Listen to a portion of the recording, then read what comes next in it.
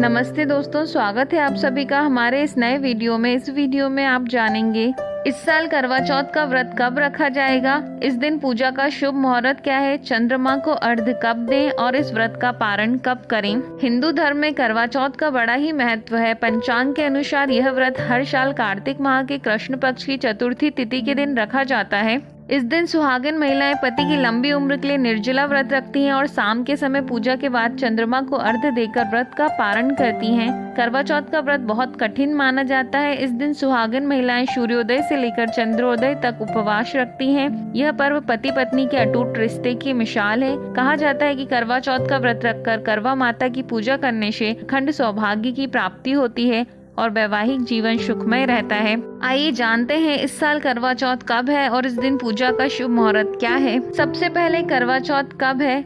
इस साल कार्तिक मास की कृष्ण पक्ष की चतुर्थी तिथि की शुरुआत 31 अक्टूबर मंगलवार को रात 9:30 से हो रही है। यह तिथि अगले दिन 1 नवंबर को रात 9:19 तक रहेगी।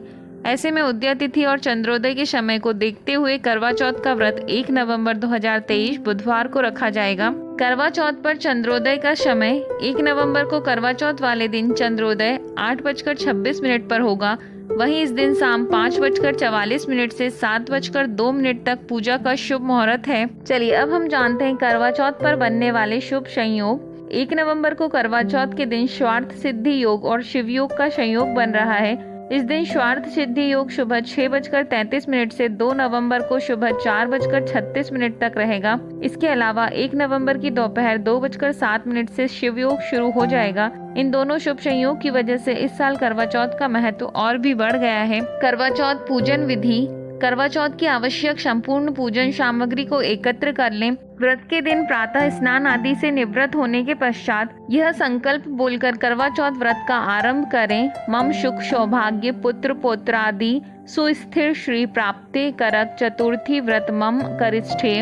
उसके बाद पूरे दिन निर्जला व्रत रखें। दीवार पर गेरू से फलक बनाकर पिसे चावलों के घोल से करवा चित्रित करें। इसे वर कहते हैं। चित्रित करने की कला को करवा धरना कहा जाता है। 8 पूरियों की अठावरी बनाएं, हलवा बनाएं, पक्के पकवान बनाएं, पीली मिट्टी से गौरी बनाएं और उनकी गोद में गणेश जी बनाकर बिठाएं। चौक बनाकर आसन को उस पर रखें और माँ गौरी को लकड़ी के आसन पर बिठाएं। माँ गौरी को चुनरी चढ़ाएं, बिंदी आदि सुहाग सामग्री से गौरी का श्रृंगार करें।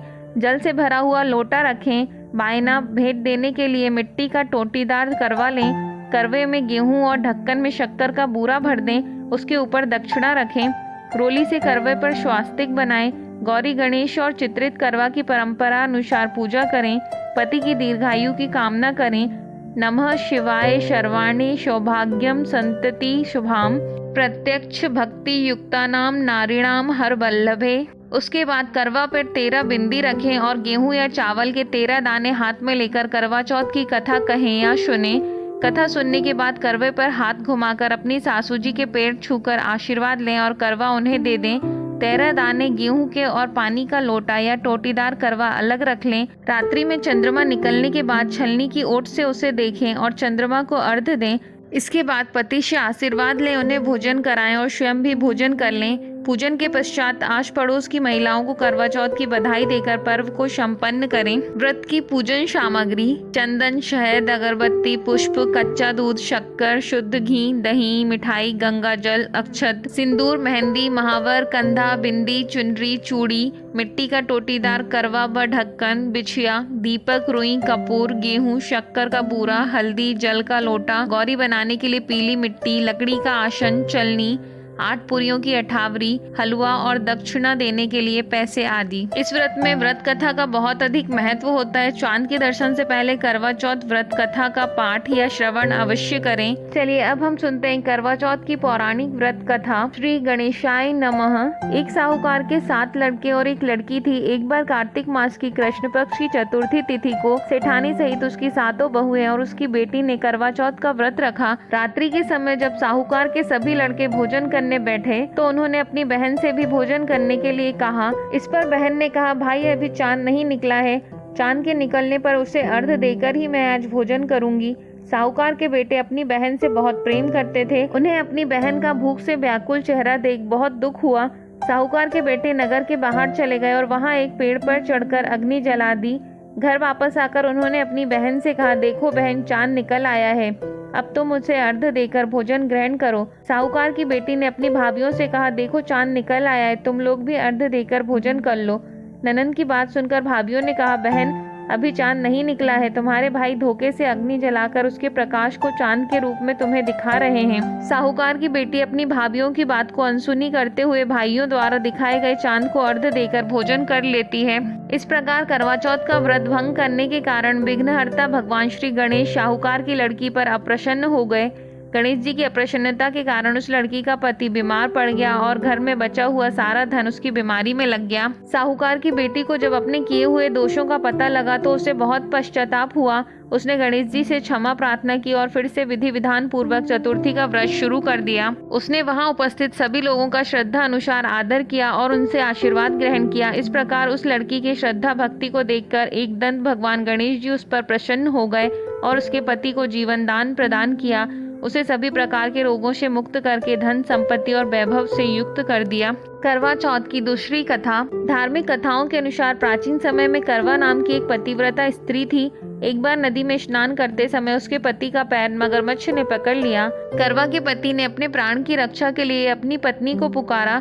करवा के पतिव्रता धर्म का पालन करने के कारण उनके अस्तित्व में काफी शक्ति थी। करवा ने अपने पति के प्राण संकट में देख यमराज से अपने पति के प्राण के लिए प्रार्थना की। करवा के पतिव्रता होने के कारण यमराज ने उनकी प्रार्थना स्वीकार की और पूछा कि देवी आप क्या चाहती हो। इस पर करवा ने कहा, मेरे पति के प्राण उस मगरमच्छ के कारण संकट में पड़े हैं, आप उसे मृत्युदंड दे दीजिए। ऐसा कहने के बाद यमराज ने करवा से कहा कि उस मगरमच्छ की आयु अभी शेष बची है। तब करवा ने कहा कि यदि आपने उस मगरमच्छ को मृत्युदंड नहीं दिया तो मैं अपने तपोबल से आपको श्राप दे दूंगी। करवा माता की बात सुनते ही यमराज के निकट खड़े चित्रगुप्त सोच में पड़ गए। उन्होंने यमराज से कहा, आप मगरमच्छ को यमलोक बुला लें और उसके पति को चिरायु का वरदान दें, क्योंकि उसके सतीत्व के कारण हम उसकी बात को अनसुना नहीं कर सकते हैं। तब यमराज देवता करवा माता के पतिव्रता होने से बड़े प्रसन्न हुए और उनसे कहा कि आपने अपने तपोबल से अपने पति के प्राण संकट से बचाए हैं। मैं आपसे बहुत प्रसन्न हूँ और आज मैं आपको वरदान देता हूँ कि जो भी सुहागन महिलाएं अपने पति के लिए आज के दिन यानी कार्तिक मास की कृष्ण पक्ष की चतुर्थी तिथि के दिन व्रत रखेंगी, उनके पति की आयु लंबी होगी और उनके सुहाग की रक्षा मैं स्वयं करूँगा।